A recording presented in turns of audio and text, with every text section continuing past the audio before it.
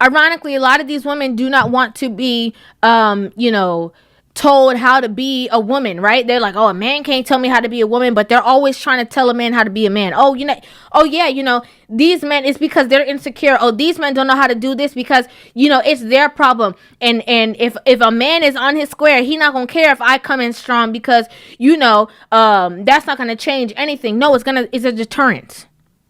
The behavior in which you're exuding is a deterrent. A man does not want to be in competition with the woman he is laying down with.